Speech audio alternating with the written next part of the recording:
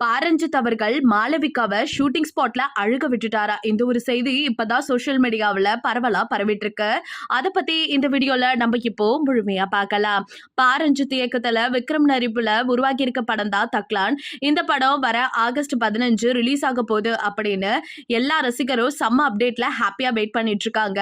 இதுல பார்வதி, மாளவிகா, பசுபதி ஹரி, அதுக்கப்புறம் பிரிட்டிஷ் நடிகர் டேனியல்னு சொல்லிட்டு பல பிரபலங்கள் நடிச்சுட்டு இருந்தாங்களாமா.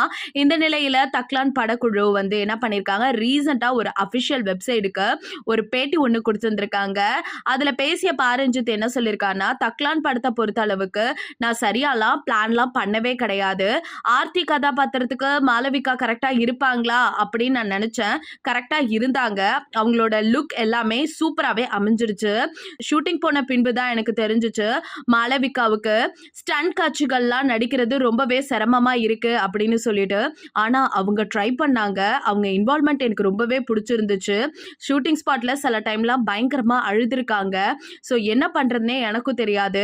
ஸோ அந்த டயத்துல நான் ஏன் இவ்வளோ கொடூரமா நடந்துக்கிட்டேன் அப்படிங்கிறது இப்போ வரைக்குமே எனக்கு புரியல. அதுக்கு பின்னாடி மாளவிகாவுக்கு முறையான சிலம்பம் பயிற்சியெல்லாம் கொடுத்து அதுக்கப்புறம் பிசிக்கல் ட்ரெயின்லாம் பண்ணதுக்கு பிறகுதான் ஷூட்டிங் செஞ்சோம். அதை அடுத்து அவங்க சூப்பராகவே நடிச்சிருக்காங்க அப்படின்னு பாரஞ்சித் அவர்கள் ரொம்ப வெளிப்படையா பேசியிருந்திருக்காரு. ஷூட்டிங் ஸ்பாட்ல இப்பெல்லாம் பாரஞ்சித் இருப்பாரா அப்படிங்கிறது அவர் ஓப்பனா சொல்லும்போது தான் தெரிஞ்சிச்சு. ஸோ எந்த அளவுக்கு மாளவிகா இன்வால்வ்மெண்ட்டோட நடிச்சதுனால இந்த அளவுக்கு அவர் புகழ்ந்து பேசியிருப்பாரு அப்படிங்கிறது நமக்கு தெரிய வந்துருச்சு.